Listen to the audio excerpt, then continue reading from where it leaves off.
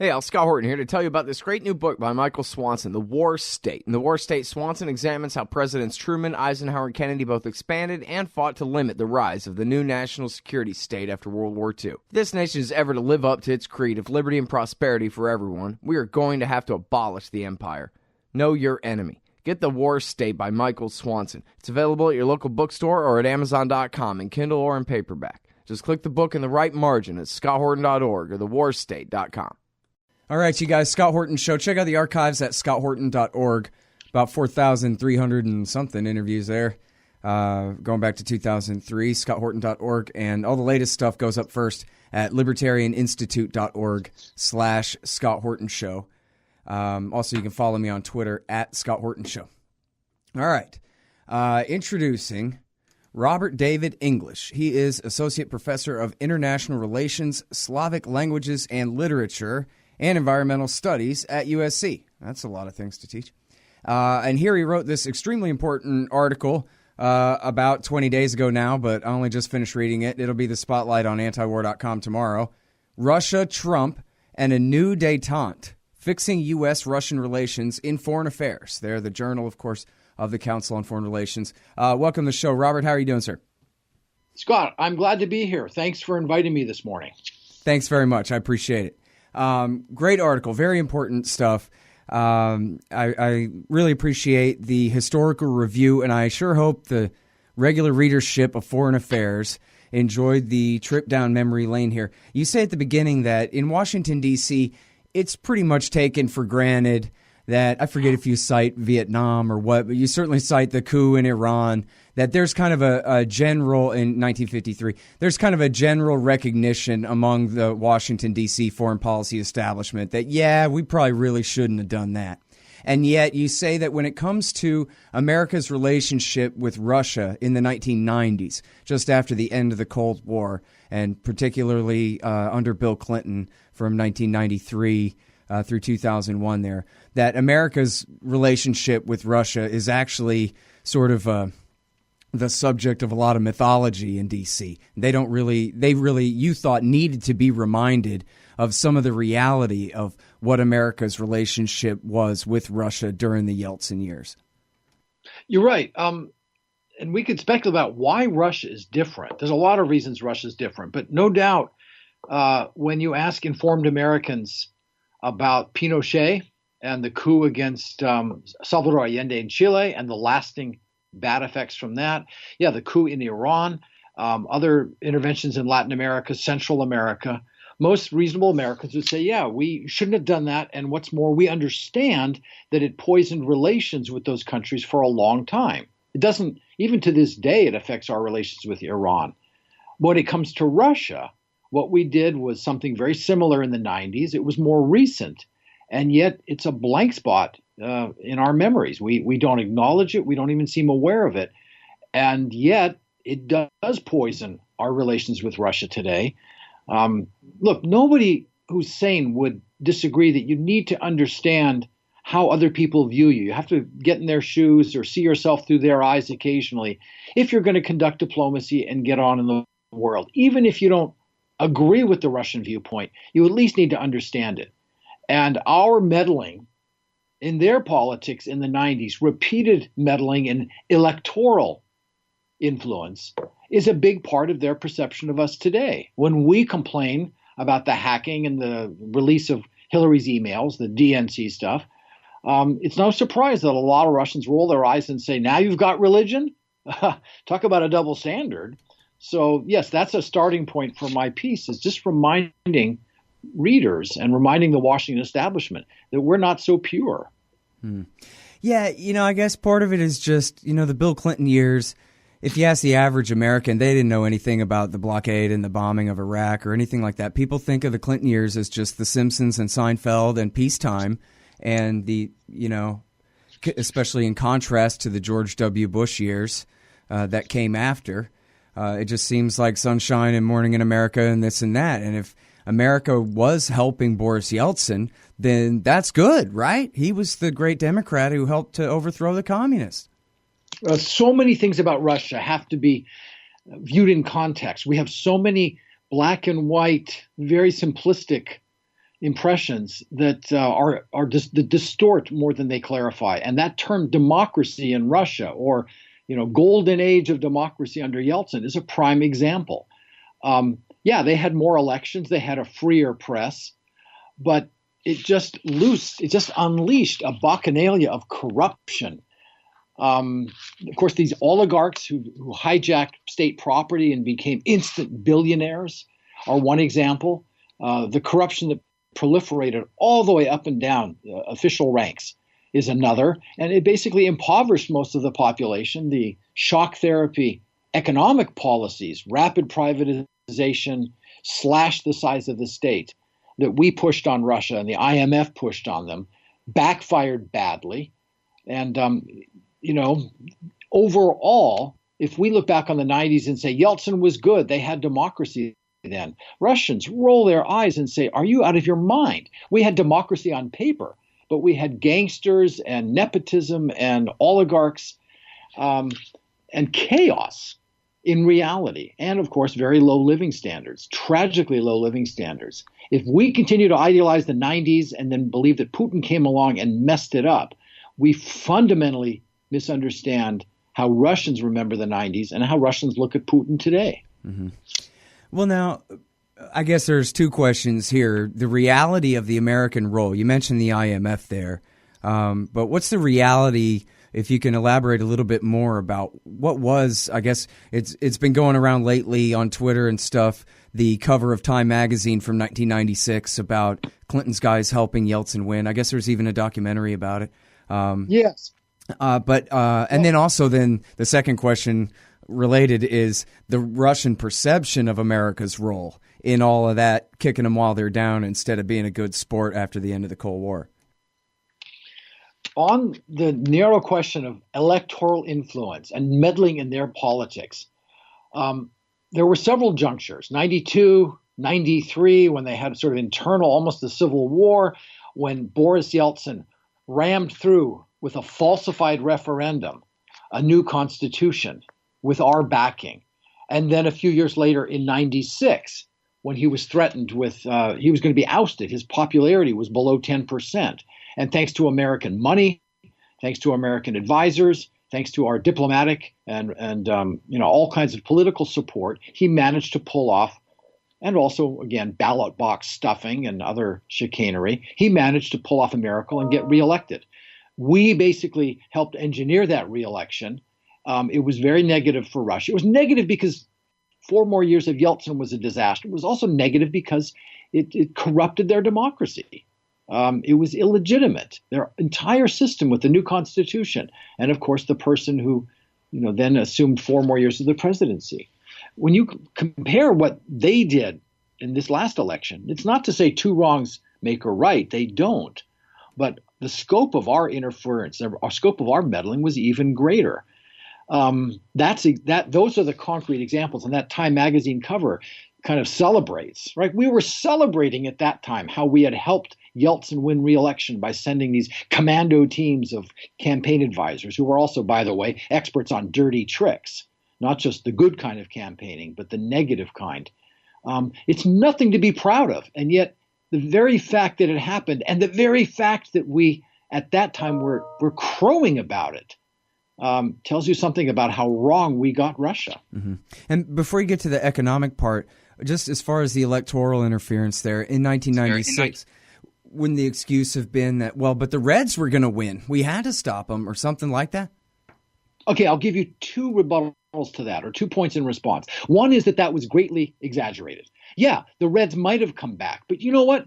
Ex-communists or socialists did the same thing in Poland, in Hungary, and other countries. And the world didn't end. They were basically left-of-center parties. They wanted to slow down shock therapy. They wanted to provide more support for veterans and the poor who were really suffering under this harsh shock therapy. But the world didn't end in Poland or Hungary or elsewhere. And it would not have ended in Russia. You don't undermine democracy and hijack an election and corrupt the system. And the Soviet Union was already gone, so that part didn't matter anymore. It had been gone.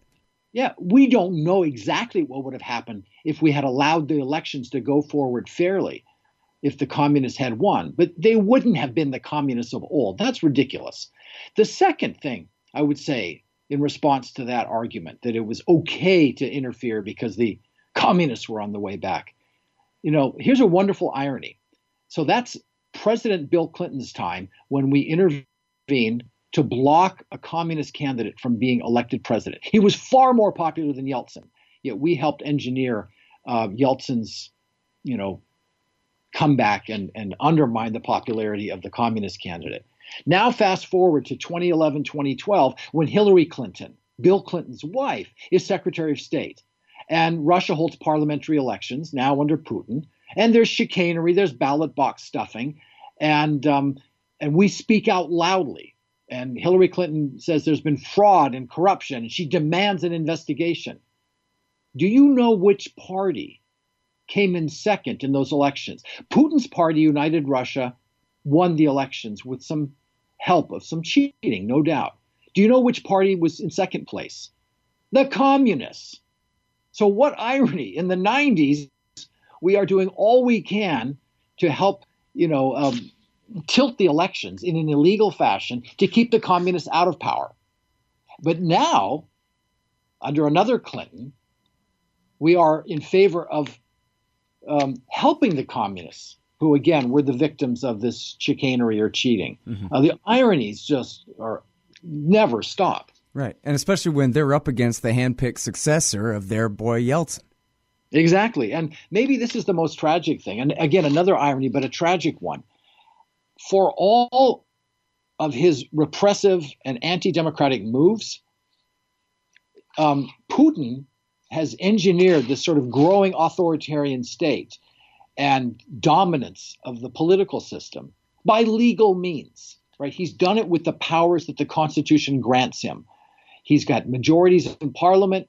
They have voted and passed amendments that expand his powers, that reduce the powers of the governors of the regions, and have created a far more centralized state. Putin was able to do that thanks to the existing Russian Constitution. Who gave them that Constitution? That is the very same Constitution that we supported when Yeltsin rammed it through in a false, and it was a falsified referendum. They didn't get a sufficient turnout. We know that now, but we closed our eyes. We hailed it. We helped create and pass the same Constitution with illegal means that Putin has since used illegally to expand his powers. Boy, did we make a mistake in supporting the rule of one man, Yeltsin, over the rule of law. Right? Again and again, constitutional scholars, the lessons of history say do not bend the political system or bend the rules to serve your interests in the moment, to serve one candidate today, because it's going to come back to haunt you later. And here it has in the case of Russia. Mm-hmm. All right, now, could you please, before we move on to Putin years, and I'm sorry to dwell too long on the 90s, but I'm really very interested in the image and the reality of America's role in the enriching of these oligarchs at the expense of the entire population of the Russian Federation, because, I guess there's no end to the stories of the criminality, but why is it Bill Clinton's fault? You mentioned the IMF there. Yeah. How much of that was American intervention aiding and abetting these oligarchs in their... Yeah, there's direct and indirect. Directly, of course, we are the leading capitalist power, the leading industrial power in the world. We have the strongest voice in the World Bank and the IMF.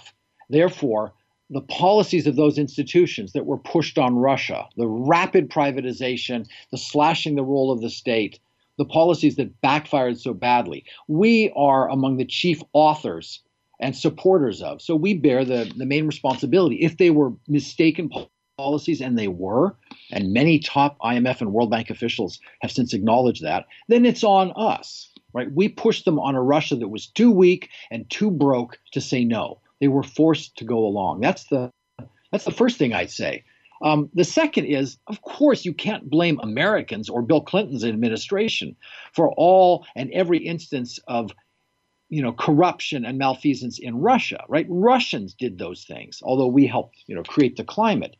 But what you can blame the Clinton administration for is turning a blind eye, because already by the mid-90s, reports were pouring in that Russia was sinking into corruption, that the the new laws were being broken, that members of Yeltsin's elite, his own family, were pigging out at the trough. They were feeding off state funds, that it was just a cancer that was growing. And Clinton didn't want to hear it. There was a famous episode where actually Vice President Al Gore was in charge of a commission with the Russian prime minister. And our intelligence began warning, hey, we've got a problem. This regime that we're tying ourselves to is more and more deeply mired in corruption. And intelligence officials were warning our government that this would be dangerous. It was going to backfire in Russian public opinion. The Clintons didn't want to hear that. There was a famous episode where Gore took one of these reports and he scrawled, an obscenity on it and threw it back at the authors. I don't want to read this. They didn't want to hear anything that would upset the policy they'd chosen. They didn't want to hear that they had, got in bed with a deeply corrupt regime. So that's not direct blame, but it's indirect, because if we believe in democracy, honesty, openness, and transparency, and we aren't guilty of double standards left and right, then at that point we should have spoken up. Instead, we just held our nose and kept pumping money and diplomatic support into the disaster of the Yeltsin regime, especially in the mid to late 90s. Mm-hmm. All right, so then New Year's Eve 99, New Year's Day 2000, right around midnight Eastern time, I guess. Yeah. Putin becomes the designated president. So, and he's been more or less president ever since then. That's right. And now, I get the idea. I'm already familiar kind of with what you're up against, but I can tell your motivation in what you wrote here, that you're really trying to explain the context, because nobody wants to look at any context. They're always truncating the antecedents, as Robert Higgs says. And so You look at Vladimir Putin, he looks like a mean old SOB who gets business done at any cost, and we wouldn't want to cross him, and whatever worst case scenario must be true. First of all, Your Honor, just look at him. You can tell that he is up to no good and that we must contain him. In fact, you end the article saying that this is the consensus in D.C. By and large, is that Russia must be contained. But you're saying you're kind of challenging that whole premise and narrative. Well, yes. First of all, let's just talk about Putin. And it's appropriate to focus on Putin, at least at the outset. Russian culture, Russian public opinion matters too. But Putin is the supreme leader, and he's very powerful. So let's look at him. The caricature of him in Washington is that he's just a thug, that he is deeply entrenched in sort of a KGB outlook because he was a KGB agent, and therefore everything that's happened under him was preordained. It's his fault and nobody else's, and he's simply a bad actor, a thug, a gangster. Well, not so fast, because that requires, if you're going to argue that, completely jumping over a different Putin. When Putin came to power, after Yeltsin's early resignation, as you say, late 99, New Year's Day 2000, Putin started out as a fairly pro-Western and liberal leader. He rammed through some economic reforms that actually had him, praised as man of the year by Wall Street Journal and Forbes magazine. He actually pushed through a flat tax, land reform, bankruptcy reform, a whole slew of liberal, neoliberal economic measures that we applauded. Furthermore, he extended a kind of an olive branch to the West, and shortly thereafter, of course, we were struck on 9/11, and he was the first to offer condolences, to offer assistance in fighting the Taliban. You couldn't have asked, especially coming out of the chaos of the 90s in Russia, when so many Russians were furious at America, we couldn't have asked for any leader to be more cooperative or pro-Western. What did we do? The Bush administration said, thank you very much. We'll take your help fighting the Taliban. But by the way, we're canceling the ABM treaty. We're pulling out of that and going to build all these new missile defense installations around your borders.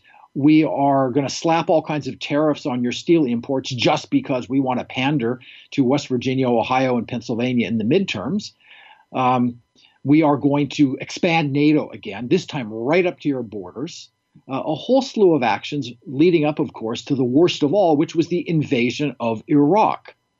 So I kind of summarize that as Putin greeted Bush with an open hand, and he was answered with a clenched fist. That may be a little hyperbolic, but it captures something essential, that the early Putin in those early 2000s made a strong effort to be friends with the West, improve integration with the West economically and politically. And he was met with this sort of rogue regime in George W. Bush. And yeah, Putin changed course then. He became a more authoritarian, a more anti-Western leader. But who wouldn't in his shoes? Hey, Al, Scott Horton here. It's always safe to say that one should keep at least some of your savings in precious metals as a hedge against inflation. And if this economy ever does heat back up and the banks start expanding credit, rising prices could make metals a very profitable bet. Since 1977, Robertson Roberts Brokerage Inc. has been helping people buy and sell gold, silver, platinum, and palladium, and they do it well. They're fast, reliable, and trusted for more than 35 years. And they take Bitcoin. Call Robertson Roberts at 1-800-874-9760 or stop by rrbi.co. All right, now, I'm sorry that I skipped over the Kosovo War and NATO expansion in the 90s there, but luckily we can get back to that when we talk about Obama years here in a minute. But I want to stop on the question of whether Putin is a gangster himself, because I know a Russian who says, oh, yeah, he went in there and he got rid of the gangsters, all right, and then he put his own gangsters in there, and he's nothing but, you mentioned Yeltsin's kind of cronyism with his family and that kind of thing. Yeltsin's his own crony, does nothing but fill his own bank account all day long, and that's all he really cares about, this kind of thing. What do you say to that? Russia is a very corrupt country. It was under Yeltsin. It is under Putin. How can I put this? There are multiple levels here. One is this, that it's always been corrupt. There's a certain level of official corruption, of personal corruption that goes with the centuries of political culture. The second, of course, is that since the end of communism, the opportunities with privatizing the economy and the kind of sleazy relations between government and business have multiplied. And they were probably somewhat worse under Yeltsin, as bad as that sounds. Now, they were worse under Yeltsin, but they're not that good today. It's not a good situation. Part of it is also explained by Putin's need to just keep the elite around him loyal and support in a very unstable political system. He cultivates allies in the business community and the military security sector, partly by paying them off or letting them enrich themselves. Russia needs reform and more strident anti-corruption measures. There's no doubt. I won't defend Putin for a minute as someone who isn't corrupt. I'm just putting it in the context that the guy before him was even more corrupt, and they're fighting, the centuries of history, as well as catching up for all the mistakes made in the 90s. Mm-hmm. I'm sorry to belabor this, but let me give you one more example. Some of the oil companies that were basically given to oligarchs under Yeltsin, right? Those companies became sources of enormous, personal enrichment on the part of those oligarchs under Yeltsin. When Putin came to power, he essentially insisted of those oligarchs, you either pay your taxes, which most of them weren't, and you either reinvest in your companies for the good of Russia, which many of them weren't, or we're going to take them away, right? Enough buying soccer teams in England, enough buying up your 30th or 40th villa in Spain or France, and enough avoiding any payment of federal taxes. So when Putin came in, yes, he switched. He's replaced some of the old oligarchs with his own oligarchs. But his own oligarchs, in a sense, are more loyal to the country than themselves. They now pay their taxes, and the Russian state budget is much more healthy. And there's much less wasteful, extravagant living and much more reinvestment in their companies. So I hate to be defending Putin's oligarchs, but many of them are a lot better than Yeltsin's were. It's all got to be taken in context. It's all relative. Well, and in the article, you kind of rattle off some statistics here about how now instead of their population disappearing, it's one of the fastest growing populations in Europe. You say that, in fact, in the context of debunking a whole list of accusations or dismissals, really, by Barack Obama about what a crappy country Russia is, just military in a gas station, I think John McCain called it one time. And you say that's really just not true, guys. They're actually living back in the 90s in the reality they created and like to deny the rest of the time. Again, because we like to simplify things, because anti-Russian sentiments never went away after the Cold War and they came back very strongly, this Russophobia, because we just find it easier to fixate on one bad guy than see things in their full complexity. We therefore, we have this caricature of Putin as just, as you say, a corrupt guy running a gas station. Putin came in following Yeltsin. And as I said, none of the oligarchs were paying taxes. The whole state system was breaking down. People weren't being paid their pensions or salaries. It was abysmal in the late 90s. And of course, the country had just went through another complete financial collapse and default. Under Putin, yes, they of course have benefited from oil sales, high petroleum, oil and gas prices. But Putin also reintroduced some law and order. Now people pay their taxes. Now those funds go into rebuilding roads and bridges and trains, improving infrastructure, reviving education, reviving scientific research. If you deny all that, then you just look like an idiot, and especially in the eyes of Russians. I defy anyone who ever traveled or lived in Russia back in the old days, the 70s or 80s, to take a trip now, let's say from St. Petersburg to Moscow or anywhere in the hinterland. You will be amazed at the improved condition of roads, the new railroads, infrastructure, communications. They've got a long way to go, no doubt. It won't impress you if you're coming from Paris or London, but it's a lot better than it was under the 90s because Putin insisted on reinvestment in the country. And now people, they have better public transportation, better services, and they appreciate it. If you're just going to demonize Putin and deny him any credit for what he's achieved, then you will never understand why a lot of ordinary Russians respect him. He's not a good guy, and there is corruption.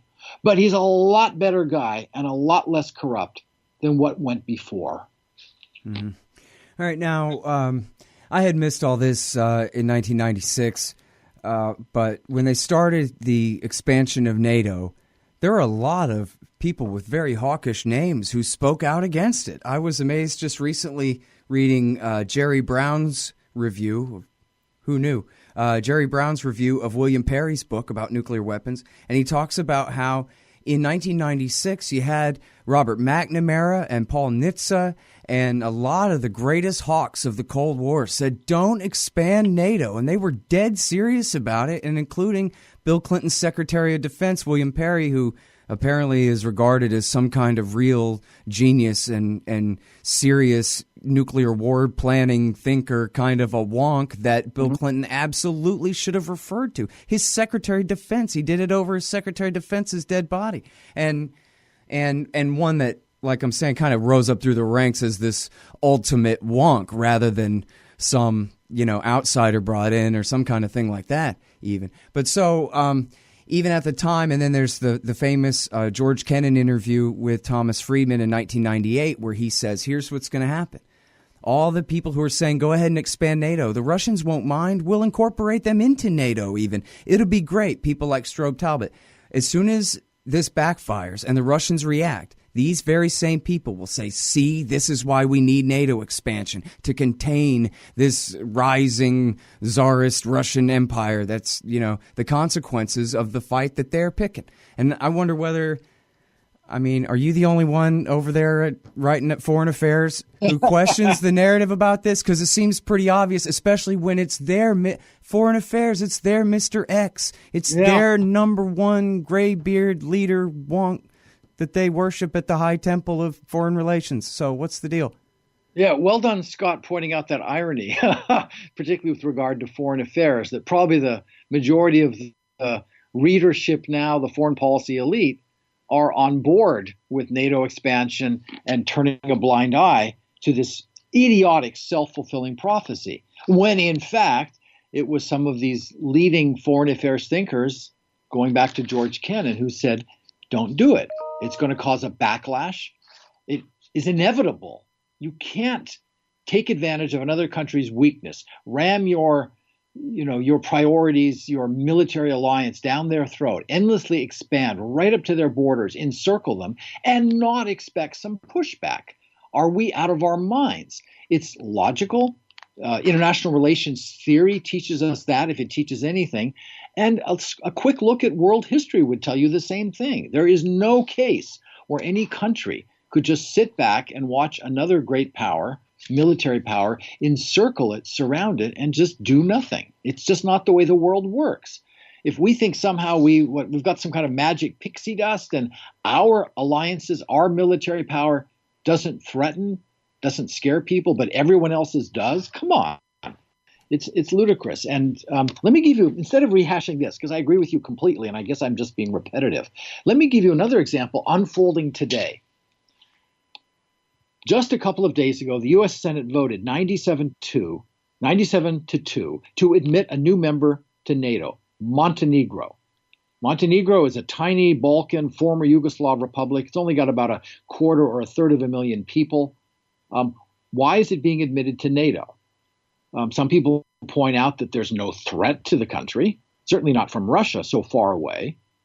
And Montenegro, at the same time, adds very little to the alliance. It barely has a police force, much less an army. What's the urgency of adding yet another NATO member when we know it irritates Russia gratuitously?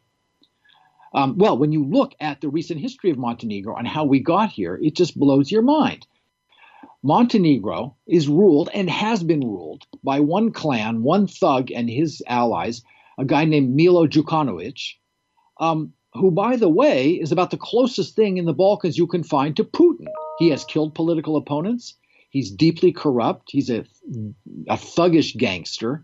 And we're turning a blind eye to all of that because we want to bring yet another country into NATO, expand our security system, expand our military footprint when there's no real reason to do so. And the irony here is that if the ostensible bad guy, the threat, is Putin because he's a gangster and a thug and corrupt, well, then Đukanović is all of that in spades. What another double standard. How on earth are we bestowing official Western approval and membership in a key Western alliance to such a tin pot dictator? And to top it all off, when you join NATO, you're supposed to have a referendum. Let the people of the country express their will. After all, it's a major move to switch from non-aligned or Eastern or Western to join a new alliance. But in Montenegro, because most people don't like the idea, they just dispensed with a referendum. So the best we have are opinion polls. And the opinion polls show that barely a third, maybe 35, 36% of Montenegrins want to join NATO. What do we have here when we add all that up? We have America essentially supporting a thuggish gangster in the Balkans, one of the biggest smugglers of contraband, human trafficking, as well as tobacco and drugs across the Adriatic into Italy, into Europe. That is widely known. He's a really bad guy. He clings to power in that country through corrupt means, and yes, sometimes kills or jails his opponents. He's not popular, but by giving him our blessing and all the benefits of NATO expansion, which will mean a lot more money for him, we are sort of choosing him over the people of Montenegro. Don't tell me this is not going to come back and haunt us someday. It will. It's a very bad move. There's no good reason for it, and a lot of cautions as to why we shouldn't do it. So let me try to play the role of a mini Kennan now on this one more instance of NATO expansion and just raise the alarm. Why are we doing this? It looks like it has so many downsides and no upside.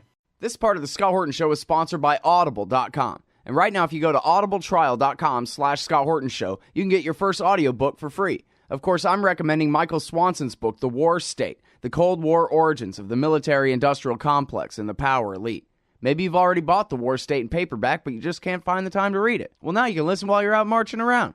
Get the free audiobook of The War State by Michael Swanson, produced by Listen and Think Audio at audibletrial.com/Scott Horton Show. Mm-hmm. Well, it's funny, too, because if you go back then, the only answer why Robert Taft was wrong and why absolutely we have to put troops in Europe to keep the Soviets out it was one special thing. It wasn't because there was a Russian Empire.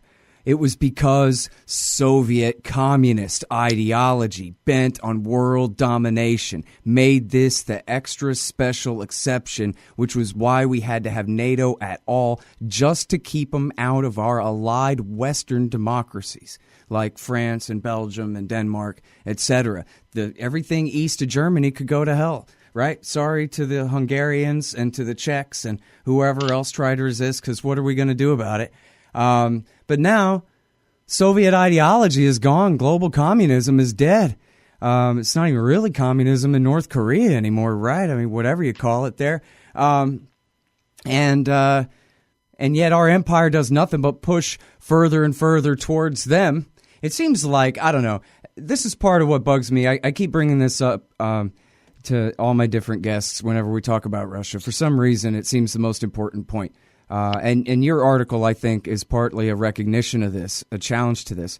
But Mark Perry, the great Pentagon reporter, says that all the generals believe their own nonsense about the danger of Putin and Russia. And where you have the McMasterites and the McGregorites who have their differences over how tank warfare should be fought in Eastern Europe, where there's just no question about the common narrative about the rise and the danger of Russia. And I get the idea that that's the same thing at the Council on Foreign Relations as well. That basically, just like in 2002 and 2003, all serious adults just know that this is the truth, and the social psychology of the situation more or less prevents your type point of view from getting any real fair hearing. I mean, I'm glad to see it in foreign affairs. They ran Mearsheimer one time about the coup in Ukraine as well.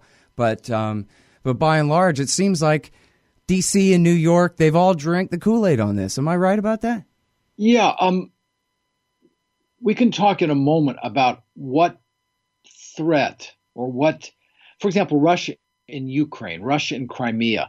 Is there a threat to the Baltics? Is there, we can talk about that separately. I think that's grossly exaggerated, and that in Moscow's eyes, what they did in Ukraine was mainly defensive. They were grabbing the Crimea, trying to preserve their own bases there because they saw it slipping away and becoming part of NATO.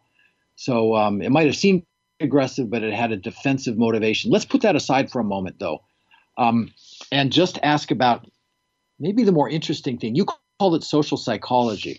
I'm trying to understand why the new Russophobia and why this conventional wisdom is so absolute to the point not only that everyone agrees without question, but that if you do question or dissent, you're immediately an apologist or you're some kind of puppet of Putin, as Hillary herself said. It's really unhealthy. It's almost McCarthyite.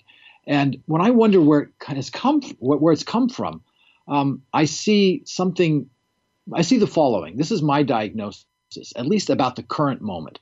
I understand why people like John McCain, military officers who are paid to see threats and deeply invested in a paranoid worldview, I understand why officials like that are essentially cold warriors. They'll never trust Russia. They will always inflate the Russian threat. I get it. That's sort of the Cold War lives on.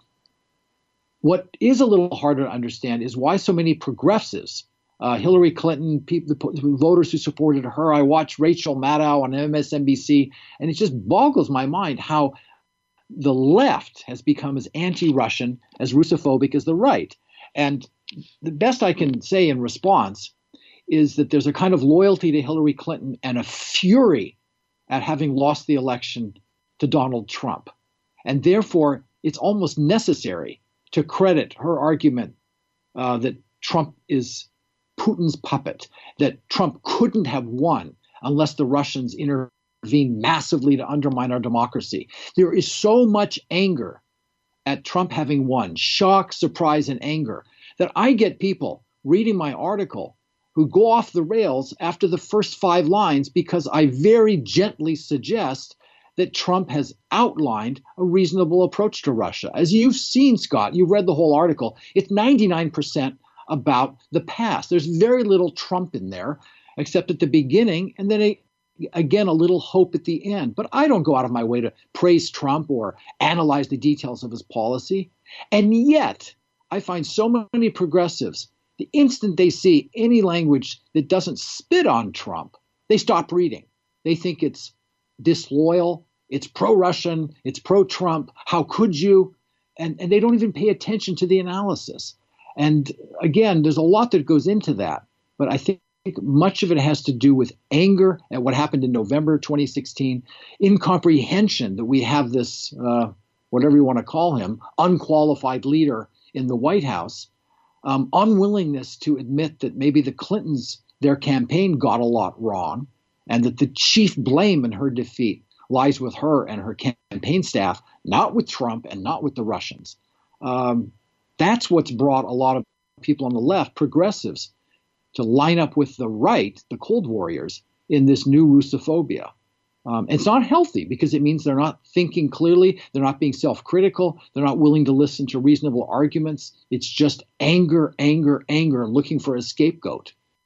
Yeah, and I think the longer it goes on, the more they have invested in believing it. It really is just like the birther movement about Obama. Once you know that this guy's a secret agent of the Kenyans who came and usurped John McCain's rightful throne, you can't really be talked out of that. You know, and it's the same kind of thing here.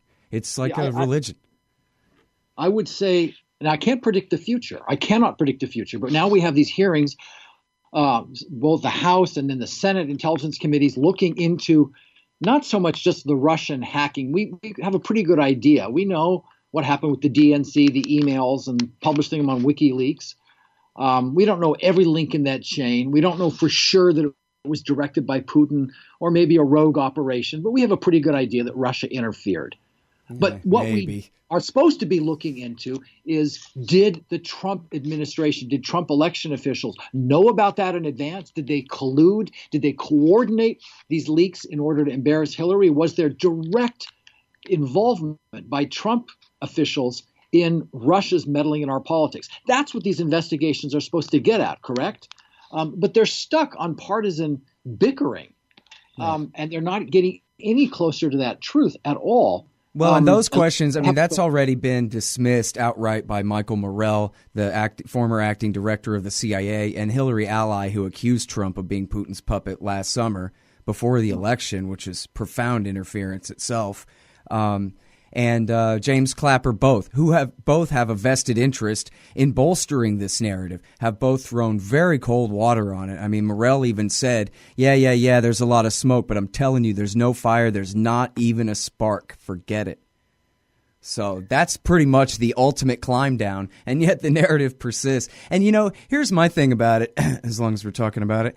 I think that Trump, I mean, one of the first things he did after the election was call Putin and have a nice phone call. And I love the politics of that. And screw you Democrats, man. I don't care. And you Republicans, too. I don't care what you say. You know, just like if George Bush can look into his soul and all this, then I can at least be friends with him and invite him to dinner. And then that's what he should have done. He should have invited him directly to Washington, D.C., have a nice night out on the town, have some steaks, and then tomorrow let's negotiate a reduction in hydrogen bomb capacity. And that'll stick it to the haters. That seems to be the Donald Trump method, right? For, you know, kind of using judo and undercutting his opposition. Like, the more they accused him for at least a long time, the more he kept saying, I think it would be good if we get along with Russia, as you quote in the article. He kind of doesn't want to back down from that statement.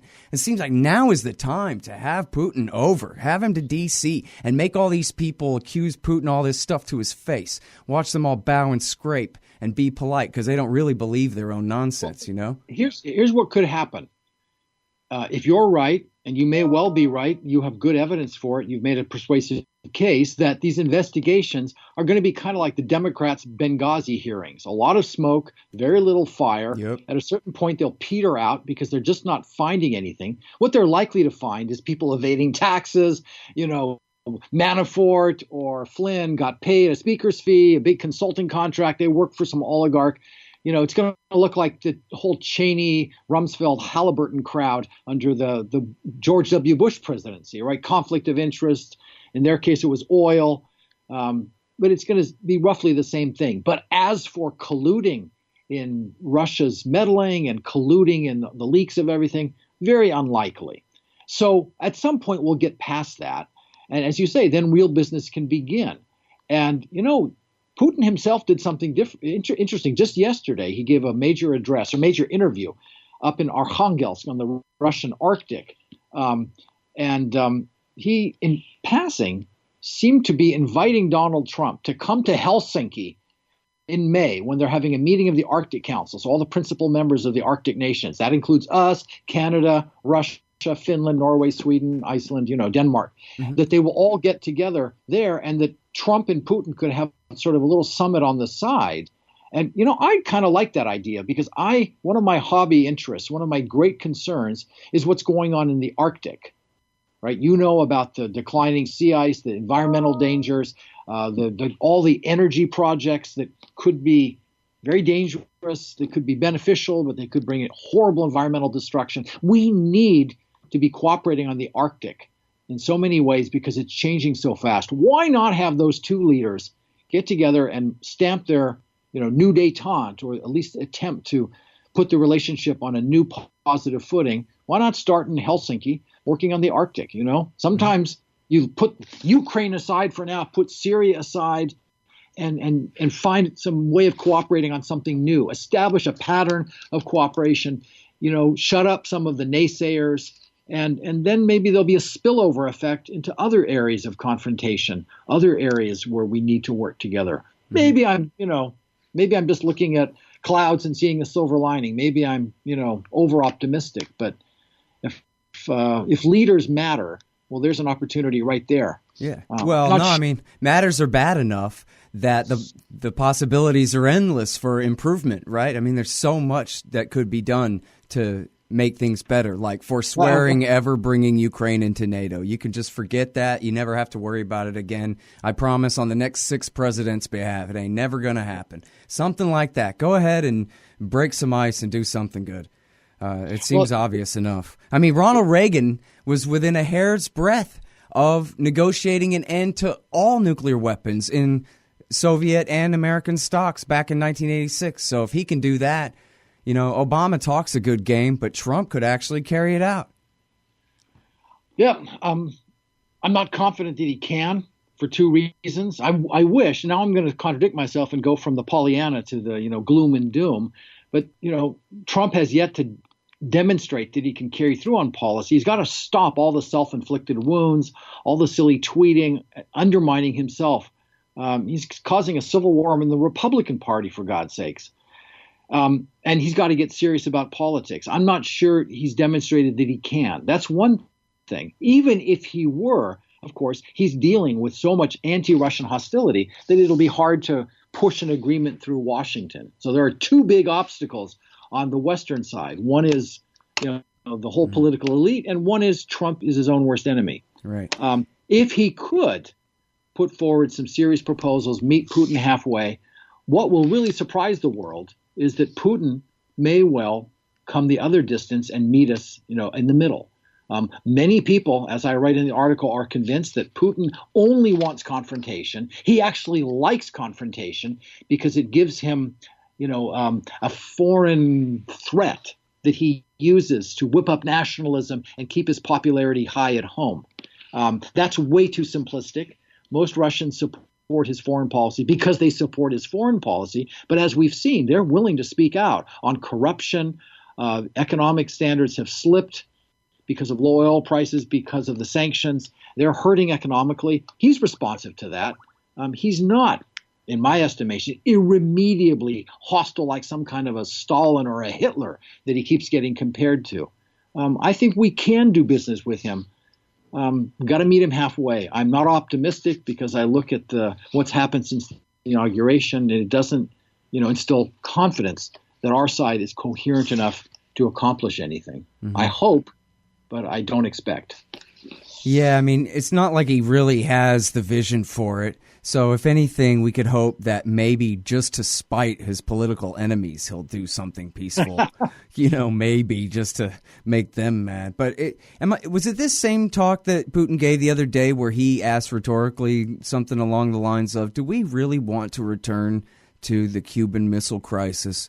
and this kind of level of confrontation. Exactly. Because I think when Putin talks like that people have got to really start paying attention. Just because we're so sure everything we do is sunshine and defensiveness, like you're saying, it doesn't look that way to them at all, apparently. Yeah, that it was the same set of remarks at that Arctic conference in Helsinki, in Arkhangelsk in Russia, where he gave a long interview to the moderator and was asked a series of questions about what's happening in Washington, what's happening, all around the world.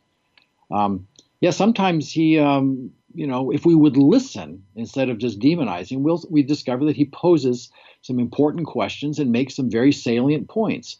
I don't love Putin. I don't think he's a good guy. He's a state leader protecting his national interests.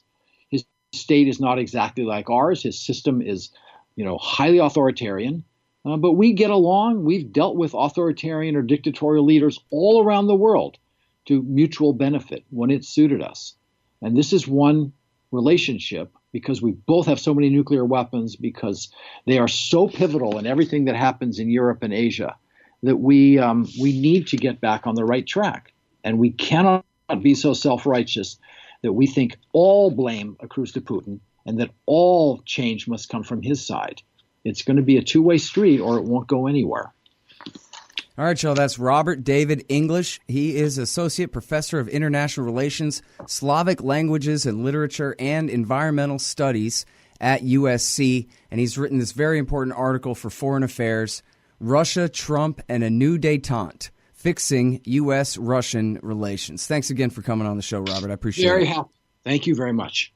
All right, Sean, that's the Scott Horton Show. Check out all the archives at scotthorton.org and at libertarianinstitute.org/Scott Horton Show. Follow me on Twitter at Scott Horton Show. Thanks.